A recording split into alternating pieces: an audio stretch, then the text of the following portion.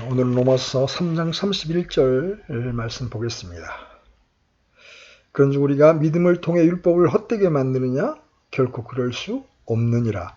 참으로 우리가 율법을 굳게 세우느니라. 아멘. 이 말씀은 우리가 하나님의 구원 방법의 특징으로 묘사해 온 것 중 세 번째이면서 마지막 예증에 해당됩니다. 우리는 그 특징들을 사도가 구원의 방법에 대한 묘사에서 끌어낸 세 가지 추론이라고도 할 수 있습니다. 다른 말로 하자면 사도는 구원의 길이 이러하기에 우리는 항상 그것으로부터 자랑할 수 없음과 사람들 사이에 차별이 전혀 없음을 연역해내야 한다고 말합니다. 이어서 세 번째 추론은 이렇습니다. 십자가에 못 박힌 예수 그리스도 안에 있는 이 구원의 길, 즉 하나님께서 그분의 피를 믿는 믿음을 통한 화해 헌물로 제시함으로 이루어진 이 구원의 길은 율법을 굳게 세운다는 것입니다. 사도는 그 점을 흥미로운 방법으로 지적합니다. 그는 또 하나의 수사학상의 질문을 던집니다. 그런즉 우리가 믿음을 통해 율법을 헛되게 만드느냐? 실제로 사도가 표현하는 순서는 이렇습니다. 우리가 이 믿음으로 말미암아 율법의 효력을 없게 했느냐? 우리가 믿음을 통해 율법을 폐하거나 헛되게 했느냐? 정관사가 없는 믿음, 그냥 faith가 아니고 더 faith입니다.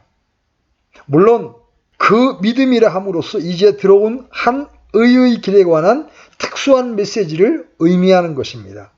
우리가 예수 그리스도를 믿음으로 말미암는 구원을 전파함으로 율법을 폐하게 되지 않겠느냐? 어떤 종류의 행위와도 구별되는 바로 그 메시지, 바로 그 믿음, 바로 그 믿음의 원리를 가리키는 것입니다. 이러한 수사학적인 질문을 던진 다음에 사도는 결코 그럴 수 없느니라, God forbid라는 말로 단번에 응수합니다. 그 말은 사실상 그것은 있을 수 없다, 생각할 수조차 없다는 것을 의미합니다. 사도는 솔직하고 정직하게 말하고 있습니다. 그는 이미 3장 초두에서 동일한 표현을 사용했습니다. 그런데 어떤 자들이 믿지 아니하였으면 어찌하리요? 그들의 믿지 아니함이 하나님에 대한 믿음을 무효로 만들겠느냐? 결코 그럴 수 없느니라. 그는 어찌하든지 거짓된 추론을 끌어내려고 벼르는 사람들이 있었기 때문에 이렇게 표현한 것입니다. 아직도 이런 거짓된 추론을 끌어내리는 사람들이 있습니다. 그러나 그런 일들이 너무 구역질 나는 일이어서 사도는 결코 있을 수 없느니라. 그런 것은 생각조차 하지 말라. 그 비슷한 추측이라도 하지 말라고 말하는 것입니다. 우리는 사도가 그런 오류를 단지 추측만 하는 것에 대해서도 그렇게 혐오감을 느끼는 이유를 반드시 발견해야 합니다. 사실상 그 자신이 즉각적으로 그 이유를 밝히고 있습니다. 참으로 우리가 율법을 굳게 세우느니라. 율법을 무익하게 만드는 것과는 달리 우리는 그것을 서있게 도와주고 있다. 아니, 우리는 그것을 세우고 있다. 진정으로 우리는 그것의 본질적인 중요성을 보여주고 있는 것이다. 이렇게 말하고 있는 겁니다. 그러므로 우리의 임무란 하나님께서 그분의 피를 믿는 믿음을 통한 화해 연물로 제시하신 그리스도 예수 안에 있는 구속으로 우리가 구원받는다는 이 교리만큼 율법을 세우는 것은 참으로 아무것도 없다는 것을 보여주는 일입니다. 다르게 표현하면 우리가 해온 방식으로 이 교리를 해석함으로써만 이 구절 말씀의 정당성을 보여주고 그것을 기정사실화해야 합니다. 우리가 속죄에 관한 이 교리를 달리 해석하면 율법을 세우지 못한다는 것을 보여주어야 한다는 것입니다. 그것은 그 교리를 달리 해석하는 사람들의 잘못됨을 측정하는 최종적인 방법입니다. 우리가 믿는 구원의 방법이 어떠하거나 우리가 고집하는 속죄 교리가 어느 것이든지 간에 반드시 율법을 세워야 합니다. 그러면 우리는 이 진술을 어떻게 해석해야 하겠습니까? 두 가지 해석 방법이 있습니다. 어떤 이들은 바울이 여기서 율법이라고 할 때 그 말은 구약 성경을 의미하는 것이라고 말합니다. 그래서 바울이 여기서 주 예수 그리스도와 십자가 위에서의 그분의 대속 사역과 그분의 흘리신 피에 대한 이 교리를 나타냄으로써 유대인들의 역사와 그들에게만 말해진 모든 것을 포함한 구약 성경을 가치 없게 만들지 않았다고 주장한다는 것입니다. 그리고 그들은 말하기를 우리가 보는 대로 4장에서 그러면 육체에 관한 우리 조상인 아브라함이 무엇을 발견했다고 우리가 말하리요 라는 말을 계속하는 것을 보아 자기들의 해석이 옳다고 주장합니다. 그들은 바울이 구약 역사로 되돌아가 아브라함과 다윗에 관해 말하는 것이라고 주장합니다. 그래서 그들은 바울이 여기서 율법이라는 말을 분명히 전체 구약을 의미하는 용어로 사용했다고 추론하는 것입니다. 유대인들이 종종 구약 성경을 율법이라고 언급하는 것은 사실입니다. 그들은 모세 오경이 구약에서 가장 중요한 것이라고 믿었기 때문에 구약 전체를 율법책으로 간주하는 경향이 있었습니다. 그러나 그 해석을 받아들이지 못할 몇 가지의 아주 훌륭한 이유들이 있습니다. 여기서 몇 가지만 소개합니다. 21절부터 그 이후의 전체 문맥 가운데에서 바울은 모세를 통해 준 모세율법, 즉 도덕법, 의식법, 특히 도덕법을 말해주고 있었습니다. 그러므로 만일 그가 해나가고 있던 것에 대한 어떤 암시나 지시도 하지 않고 갑자기 그 말의 의미를 바꾸어 구약 전체를 의미하는 말로 사용하기 시작했다는 것이 아무래도 이상한 일입니다. 그 점은 우리가 성경을 해석하고 있을 때 마음속에 간직해야 하는 훌륭한 원리입니다. 한 단어가 여러 절에서 사용되었다면 그 말은 그에 대한 어떤 암시도 없이 갑자기 바꿔지는 일이 거의 없습니다. 이 점으로 보아서 여기서는 무엇이든지 간에 아무런 암시도 없다는 것이 확실합니다. 분명히 역사로 되돌아간 4장에서 우리가 말하게 되는 다른 것을 예를 들어 보십시오. 4장 1절이 왜냐하면이라는 말로 시작되지 않았다는 것을 주목하십시오. 분명한 것은 만일 바울이 여기 31절에서 구약 역사를 의미했다면 4장으로 넘어가서 접속사 왜냐하면이라는 말로 시작할 것은 뻔한 이치입니다. 그러나 그렇지가 않습니다. 제가 보여주기 원하듯이 4장에서 바울은 하나의 새로운 주제를 취급하고 있습니다.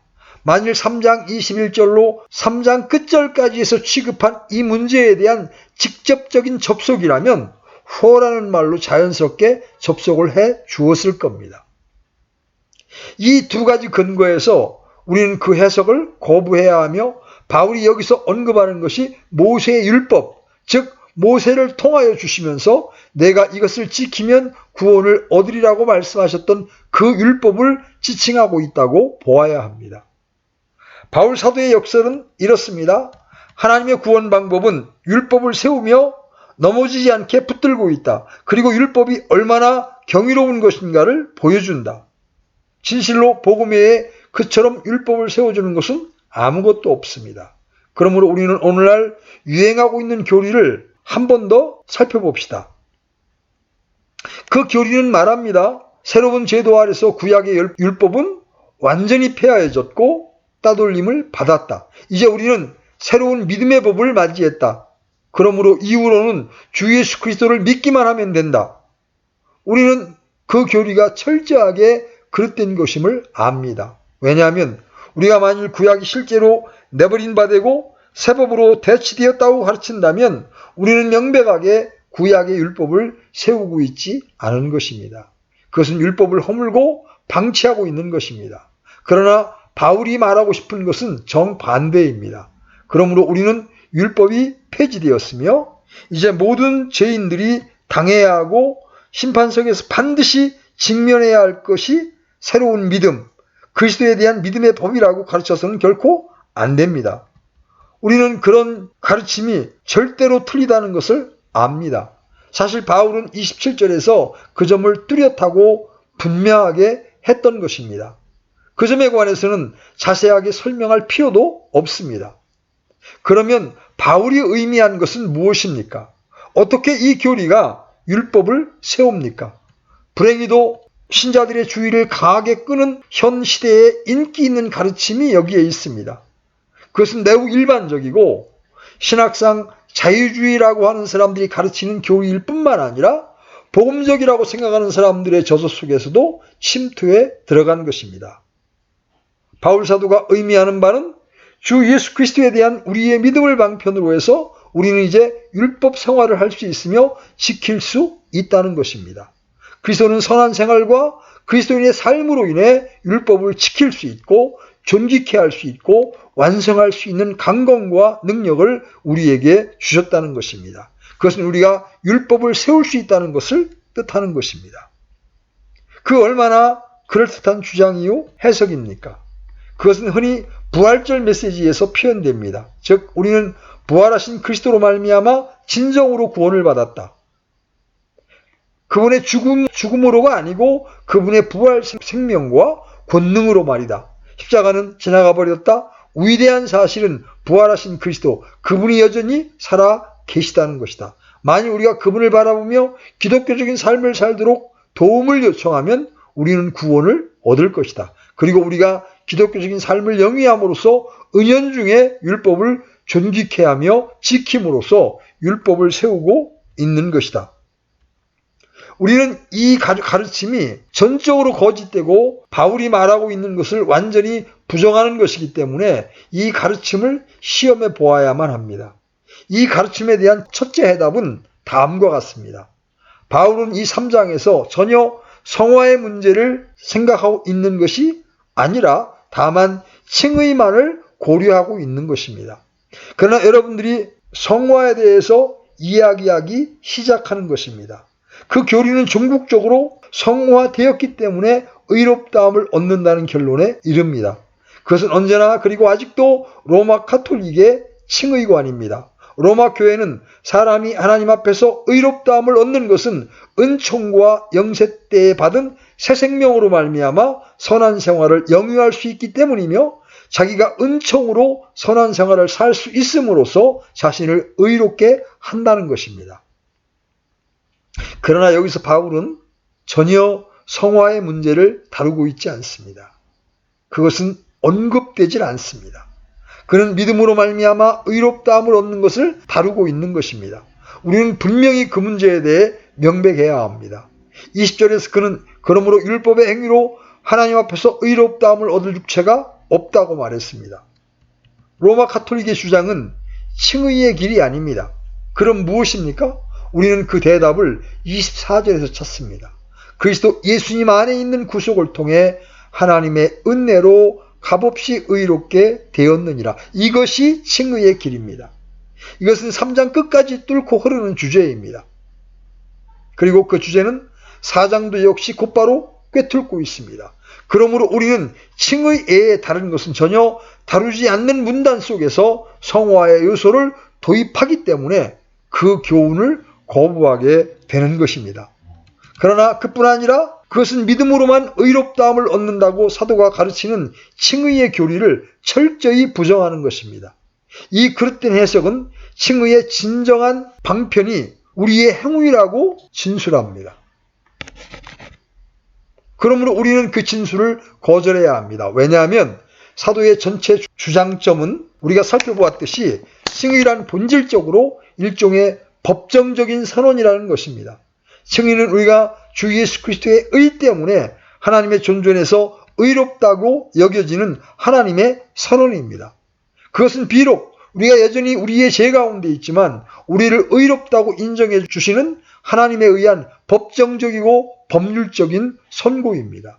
하나님께서는 믿음으로 말미암아 그리스도의 의를 우리에게 주십니다. 그리고 그분의 가장 거룩한 존존에서 우리가 의로우며 오르며 기뻐 받으신 바 되었다고 선언하시는 것입니다. 사도가 여기서 주장하는 것은 그리스도를 믿는 사람들은 의롭다 선언하시는 하나님의 방법이 율법을 존귀하게 하며 세워준다는 것입니다. 어떻게 그것이 그렇습니까? 그 문제에 대한 해답들은 다음과 같습니다. 바울은 어느 의미에서 우리 주님께서 산상설교에서 친히 말씀하신 것을 엄격하게 반복하고 있습니다. 여러분은 마태복음 5장 17절로 18절에 기록된 말씀을 기억하실 것입니다.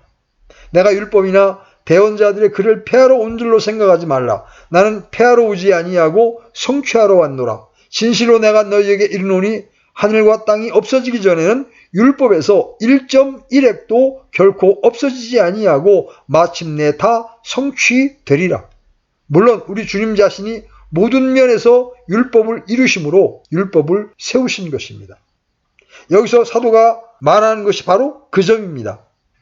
말하자면 그는 이렇게 믿습니다. 유일한 구원의 길은 예수 그리스도 안에 있으며 십자가에 못 박히신 그분으로 말미암는다. 즉 구원은 율법과 사망과 마귀의 올무에서 건져내기 위한 속전인 주님의 피로 인한다. 그렇다고 해서 바울은 구원의 길을 설교함으로 율법을 완전히 밀어 제쳐놓고 그것은 전혀 문제도 안 된다고 말하고 있다고 어느 누가 주장할 셈인가? 정반대이다. 나는 이 구원과 구속의 길이 다른 무엇보다도 모든 면에서 율법을 존귀케 한다고 주장하고 있는 것이다. 어째서 이것이 사실입니까? 제일 먼저 주 예수 그리스도는 그분의 자발적인 순종 가운데 율법을 존귀케 했습니다. 우리는 갈라디아서에서 사도 바울이 주님에 관해 언급한 것을 듣게 됩니다.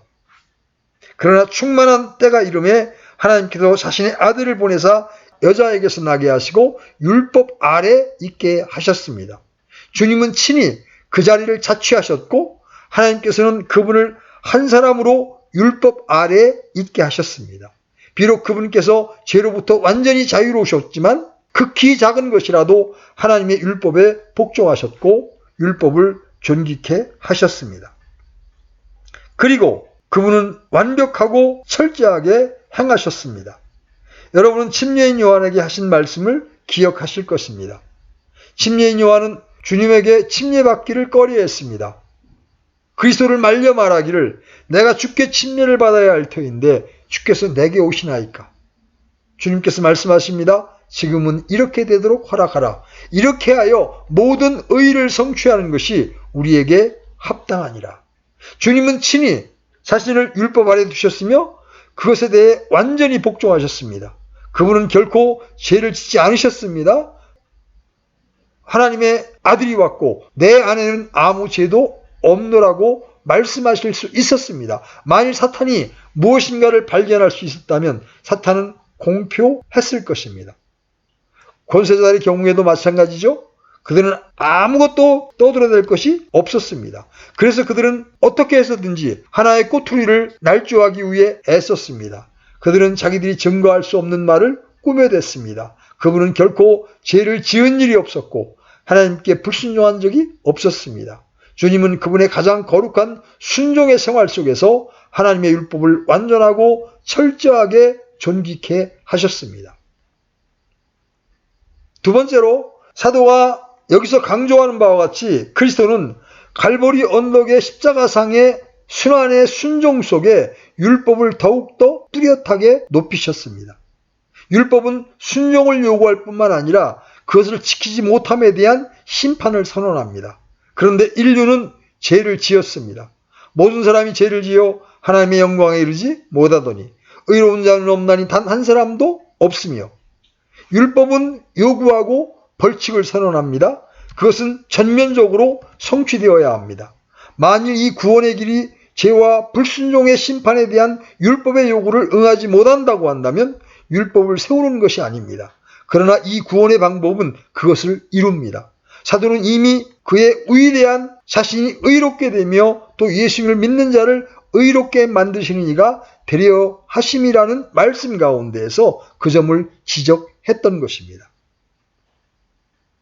이 구절에서 바울은 약간의 변형된 형태로 그 점을 말하고 있습니다.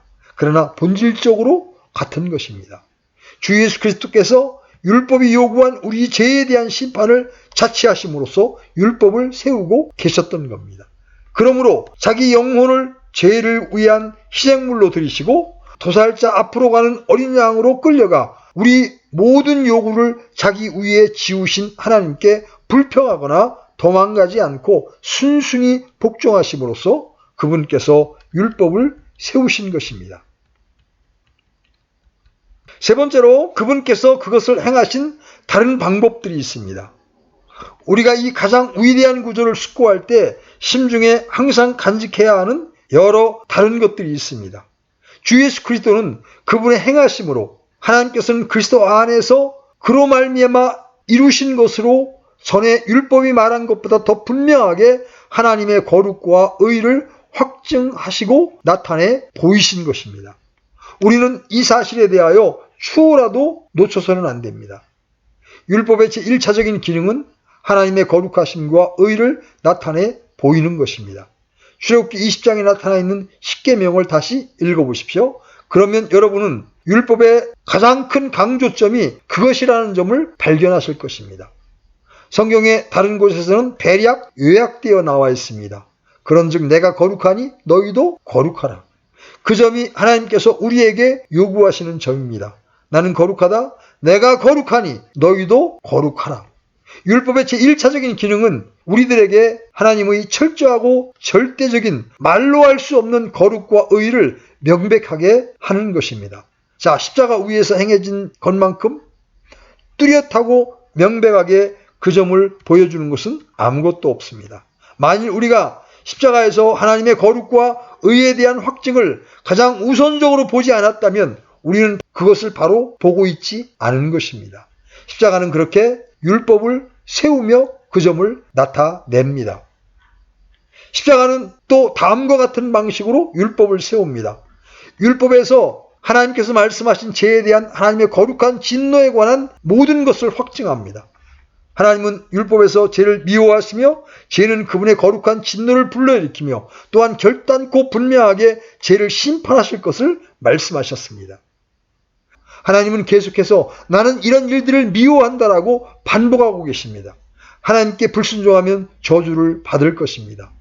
그리심산과 에발산, 축복과 저주, 하나님은 그 율법의 죄와 죄로 허물진 모든 사람들을 분명코 심판하실 것을 명백하게 새겨 놓았습니다. 이 로마서 3장에서 우리가 보는 것은 그 점을 가장 경이로운 방식으로 나타냅니다. 모든 역사 가운데 어느 일도, 인류의 전 역사 가운데 어떤 점도, 우주의 어느 곳에서도 우리 주님의 십자가상의 죽음만큼 죄에 대한 하나님의 진노와 하나님의 혐오와 죄에 대해 심판하시는 하나님의 결단, 그것들을 그렇게 명백하게 나타내는 것은 없습니다. 우리는 이미 화해 헌물이라는 말을 숙고함으로써 그 점을 상세하게 알아보았습니다. 화해 헌물이라는 말은 하나님의 진노를 표현합니다. 여러분들이 하나님의 진노와 하나님의 진노가 죄에 대해 쏟아졌다는 것을 보여주지 않는 한 여러분은 율법을 세우고 있지 않은 것입니다. 하나님께서 행하리라고 말씀하셨던 것을 이루셨던 겁니다. 그럼으로써 이 구원의 방법이 율법을 세우는 것입니다. 그러나 화해와 거리가 먼 구원 방법은 율법을 세우지 못하고 그러므로 그것은 진리의 방법이 될 수 없습니다. 네 번째로 이 구원 방법은 율법이 죄와 우리의 죄악됨에 관한 모든 것을 확증하셨습니다. 율법의 임무란 바울이 이미 우리에게 말했던 것과 같이 그러므로 율법의 행위로는 어떤 육체도 그분의 눈앞에서 의롭게 될 수 없나니 율법으로는 죄를 알게 되느니라. 이제 우리가 알거니와 율법이 어떤 것들을 말하든지 그것은 율법 아래에 있는 자들에게 말하니 이것은 모든 입을 막아 온 세상이 하나님 앞에서 유죄가 되게 하려 함이니라. 자, 십자가가 그 점을 말합니까?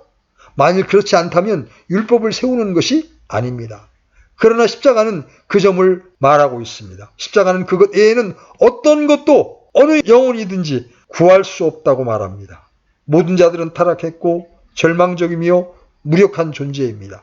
십자가는 그것을 선언하는 것입니다. 만약 십자가에 대한 우리의 견해가 그 점을 천명하지 않을 때 한 번 더 말씀드리지만 그것은 거짓입니다. 그리고 이미 제가 앞에서 언급한 바와 같이 십자가만이 우리의 철저한 무능력과 우리의 철저한 절망과 무기력을 확증하는 것입니다.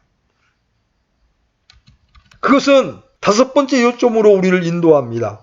모세를 통해 준 율법에서 우리는 번제 희생 제사에 관해서 많은 가르침을 대하게 됩니다. 그리고 대제사장이 1년에 한 차례씩 성막이나 성전의 지성소에 들어가서 황소와 염소의 피를 드리는 것에 대해서 읽습니다. 대제사장은 백성을 대신하여 희생제사를 드렸습니다. 이 모든 것의 의미는 무엇입니까?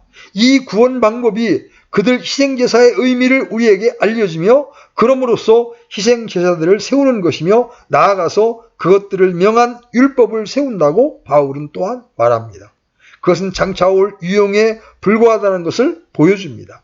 그리스도께서 십자가에서 죽으심으로 레위기의 의식법과 그것이 예표한 모든 것을 이루셨습니다. 그분은 죄를 위한 희생으로 자기의 목숨을 희생물로 드림으로 율법 가운데 금연을 세우신 것입니다. 그분은 세상 죄를 제거하시는 하나님의 어린 양입니다. 그 구원이 그분의 피를 믿는 믿음을 통한 화해 헌물인 그리스도를 통하여 세우고 확증한 6번째 방면은 피 흘림이 없은즉 사면이 없느니라는 말씀입니다. 우리가 알아본 바와 같이 피를 전혀 좋아하지 않는 속죄에 대한 현대적 견해가 있습니다. 그러나 하나님께서 친히 율법에서 피 흘림이 없으면 죄 사면이 없다는 것을 뚜렷하게 보여주셨습니다. 그러므로 이 구원의 길이 그 점을 확증하고 세우지 않는 한 거기에는 모순이 있는 것입니다. 그러나 그것은 그 점을 분명히 확증하고 있습니다. 내가 십자가와 흘리신 피와 옆구리에서 나온 물을 바라봄으로써 아는 것은 피 흘림이 없으면 죄 사면이 없다는 것입니다. 사도가 여기서 가르치는 속죄관 외에는 모든 면에서 율법을 세우지 못하는 겁니다. 그래서 저는 이제 마지막 7번째 요점에 이르렀습니다. 여기서 가르치는 속죄관을 쳐다봄으로써만이 우리는 하나님의 율법의 진정한 개념을 가지는 것입니다. 우리는 이것을 떠나서 우리가 행하거나 또는 게을리한 행위 그리고 그러한 일들의 차원에서 율법을 생각하기 쉽습니다. 그러나 율법은 그보다 훨씬 큽니다. 그것은 근본적으로 영적이며 율법의 전체 의도는 우리가 마음과 혼과 생각을 다하여 우리의 주 하나님을 사랑하는 자리에까지 이끌어주는 것입니다. 그것은 단순히 도덕성이나 행동의 문제가 아닌 하나님과 나 사이의 관계입니다. 나와 하나님과의 전적인 관계라는 것이죠. 그리고 그런 식으로 내 속에서 스스로 율법을 지키고 존귀케 하려는 욕구를 조성하신 것입니다. 베드로가 그의 전서에서 깨우쳐주는 것과 같이 우리를 하나님 앞으로 인도하기 위하여 그리스도께서는 죽으셨습니다. 그것은 단지 용서하심만이 아니라 깨진 인격적 관계를 회복시키기 위한 것이었습니다. 지금까지 살펴본 것들은 이 구원의 방법이 율법을 세우고 존귀케 하고 붙들어주는 방면들 중에 몇 가지 주요한 것들이었습니다. 제가 다시 말씀드리거니와 십자가에 대한 어떠한 견해이든지 간에 이들의 요소를 나타내지 않는 것은 그릇되고 거짓된 것이며 그것을 받아들여서는 안 됩니다. 우리는 실로 이 일들을 구별해야 합니다.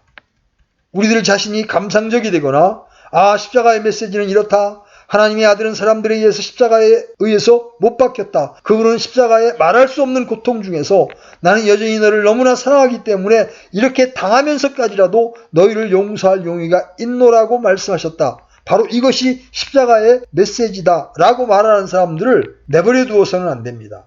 만일 여러분들이 그것을 받아들인다면 여러분들은 십자가의 진정한 의미에 관한 바울의 가르침을 부인하고 있는 것입니다.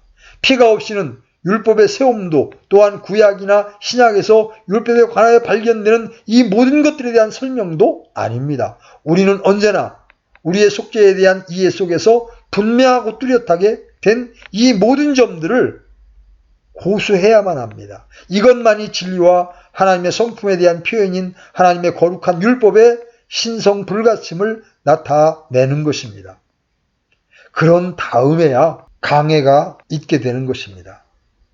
그것은 이 로마서 3장의 마지막, 특히 속죄 교리에 대한 고전적인 성구의 마지막에 이르게 합니다. 만일 제가 성경 전체에서 가장 중요하고 중대한 대목이 어디냐는 질문을 받았다면 저는 틀림없이 로마서 3장 21절로 31절이라고 말할 것입니다. 다르게 말하는 것은 어리석은 일입니다. 여기에 복음의 심장과 핵심이 있습니다. 기독교회는 전 세기를 걸쳐 이를 명백하게 보여줍니다. 사람들이 이단에 빠지고 타락하여 교회가 자기 능력을 상실하는 것은 복음에 대해 그릇되어 있을 때입니다. 메시지는 이것이니 주 예수 그리스도와 그분의 십자가에 못 박히심입니다. 그것이 복음의 심장입니다. 그러므로 그 가르침에 관해 확실치 않을 수가 없는 것입니다. 그러므로 오늘날 사람들이 우리가 하려고 했던 방식대로 이것을 해석하지 않는 이유들 중 몇몇을 살펴보기로 합시다. 일반적으로 세 가지 문제가 언급됩니다. 어떤 해명도 붙이지 않고 주저없이 다음과 같이 말하는 사람들이 있습니다. 이것은 틀림없이 바울의 가르침에 대한 올바른 강해이다. 그러나 그때 사도 바울은 결국 천연기에 있었던 것에 불과했다. 그는 유대인이었고 바리새인으로 양육받았으며 율법과 피와 희생제사의 교리와 함께 유대식의 교훈에 흠뻑 젖어 있었던 것이다. 어떤 이는 그 교훈은 구약에서 나온 것이 아니고 유대인들이 점점 희생제사에 관하여 이집트 사람의 사상을 혼합시킨 데서 나왔다고까지 말합니다. 그래서 그들은 말합니다. 당신네들의 주제는 아주 옳다. 그러나 바울은 틀렸다. 바울은 그릇된 신관과 구원관을 가지고 있었다. 우리는 이제 더 낮게 알고 있다. 즉 하나님은 사랑의 하나님이요 진노란 사랑과 양립할 수 없는 것이다. 하나님께서 피의 희생제도를 설정하셨다는 사상은 개의하고도 어리석은 것에 불과하다. 그들은 설명하기를 우리의 강해가 옳긴 하나 바울 자신이 잘못되어 있었으며 그래서 전체 교훈은 그릇된 것이라고 합니다. 우리는 그러한 사상들의 반론을 펴기 위해 전혀 시간을 낭비할 필요가 없으며 그것들은 반론을 제기할 가치조차 없는 것들입니다. 만일 누가 여러분들에게 그렇게 주장한다면 그들과 토론할 필요가 있는 것은 이 특별한 교훈이 아닙니다. 여러분들은 사도라는 말의 의미에 대해서 그들과 논쟁해야 합니다. 사도가 무엇 하는 사람입니까? 그들에게 그 말부터 시작하도록 하십시오. 문제는 사도가 무엇이냐는 것입니다.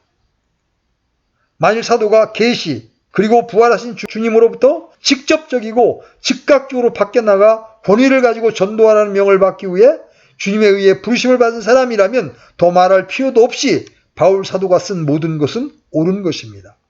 그러나 이 사람들은 자신들을 내세우고 자기들의 생각을 고집합니다.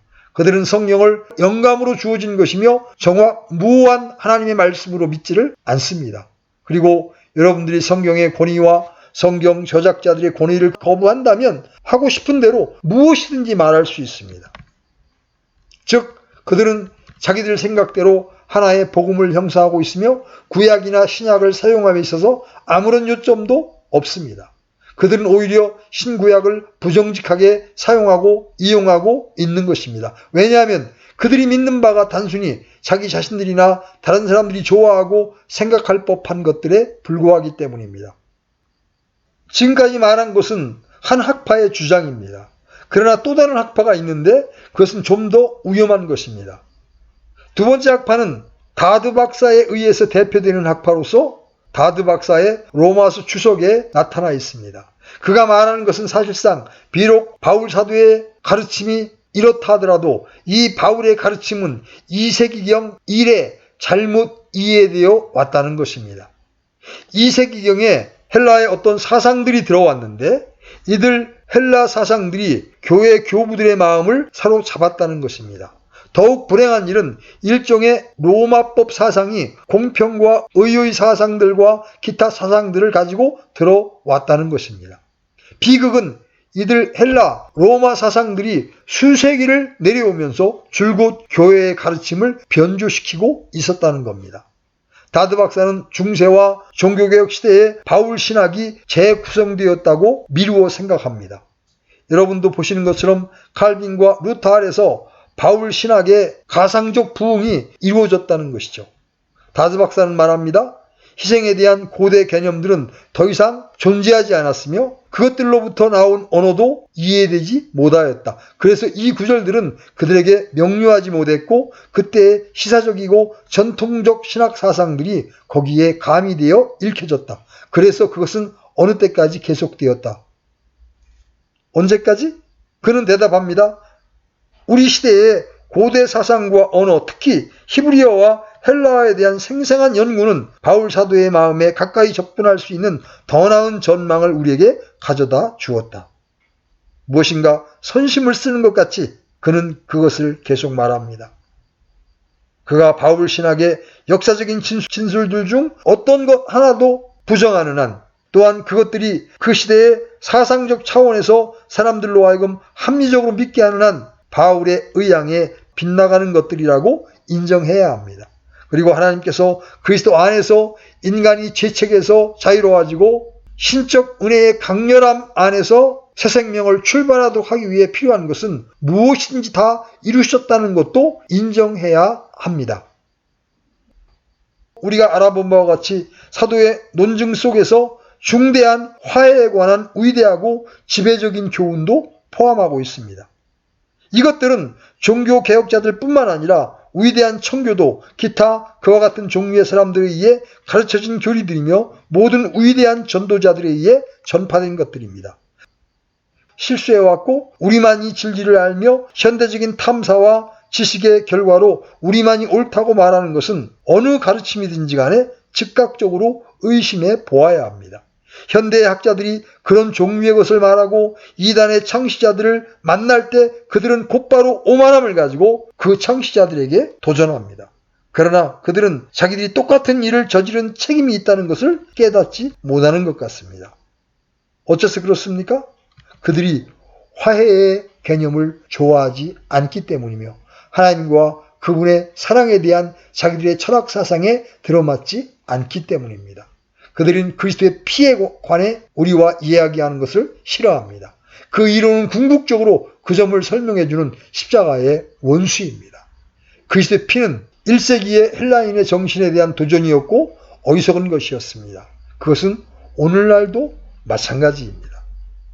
오늘날 두드러지게 나타나는 세 번째이자 마지막 견해는 이전 것만큼 건방지지는 않습니다. 그러나 여전히 그것도 오만하기 짝이 없습니다.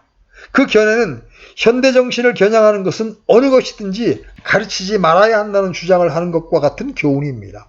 그들은 말하기를 피와 희생과 진노에 대해서 말하는 것은 현대 정신을 겨냥하는 것이니 우리는 그래서는 안 된다는 것입니다. 여기 이 교훈은 대다수의 무리들이 추종하고 있는 아주 인기 있는 교훈입니다. 현대 정신이 모든 진리의 표준이 됩니다. 너무 복잡하다 하여 피와 화해에 대한 이야기는 오래 지속할 수 없으면서 원자폭탄과 수소폭탄을 만들 수 있고 사용할 수 있는 현대 정신이 우리의 표준이랍니다. 또한 이런 일들이 감사하게도 현대 정신의 중일성에 의해 결정되지는 않을 것입니다. 우리는 참된 권위로 되돌아가야 합니다. 그리고 그 권위는 사도, 즉 부르심을 받은 사도 속에서 찾아져야 합니다. 다마스커스 도상에서 붙잡힘을 당한 사람, 자기가 전한 복음이 사람에게서 받은 것이 아니라고 주장한 사람, 오직 하나님의 계시에 의해서만 가르침을 받은 사람, 그 사람 안에서 그 권위가 찾아져야 합니다. 갈라디아서 1장 8절로 9절은 서슴없이 이렇게 말합니다. 그러나 우리나 혹은 하늘로부터 온 천사라도 우리가 너희에게 선포한 복음 외에 어떤 다른 복음을 너희에게 선포하면 그는 저주를 받을지어다. 우리가 전에 말한 것 같이 내가 지금 다시 말하노니 만일 어떤 사람이 너희가 받아들인 것 외에 어떤 다른 복음을 너희에게 선포하면 그는 저주를 받을지어다. 현대인들로 하여금 그들이 원하는 것을 믿게 하십시다. 주 예수 그리스도와 그분의 십자가를 떠나서 복음은 없습니다. 예수 그리스도 하나님의 아들, 그분은 그분의 피를 믿는 믿음을 통한 화해 헌물로 제시되었고 하나님께서 그분께 우리의 죄에 대한 심판을 베푸셨던 것입니다. 하나님께서 죄를 알지 못한 그분을 우리를 위하여 죄가 되게 하신 것은 우리가 그분 안에서 하나님의 의가 되게 하려 하심이라. 다른 교리는 전혀 그릇된 것이며 성령은 그런 것들과 함께하지 않을 것입니다. 성령은 그렇게 하시지도 않을 뿐더러 하실 수도 없습니다. 누구도 그러한 설교로 중생한 적이 없습니다. 그리고 여러분은 그러한 설교의 결과로서 부흥을 얻어서는 안 됩니다. 그런 것들은 잊어버리십시오. 그리고 그런 것들과 아무 관계도 맺지 마십시오. 모든 세기를 걸쳐 전도되었고 성령에 의해 높임을 받은, 그리고 개인을 중생시킬 뿐만 아니라 교회 역사상 대부흥을 가져왔던 그리스도의 피로 속함받는 이 구속의 복음을 견고히 붙잡으십시오. 그것이 우리에게 어떤 것을 의도하든지 간에 그분의 피로 인하여 믿음으로 말미암는 화해 헌물이라는 말은 모든 대가를 지불하여 반드시 붙들어야 하는 것입니다. 어리석게 되지 마십시오. 밀려나지 맙시다. 그리고 바보처럼 사람들에 의하여 그리고 그들의 가상적인 학문의 지식으로 어리둥절하지 맙시다. 그들의 소위 최초의 발견이라는 것들에 흔들리지 맙시다. 그들이 말하고 싶은 대로 놔두십시오. 영광의 하나님의 복음은 오직 하나뿐입니다. 이것만이 우리를 구원하며 이것만이 의롭다 합니다. 그리고 그것만이 율법을 굳게 세우는 것입니다. 아멘.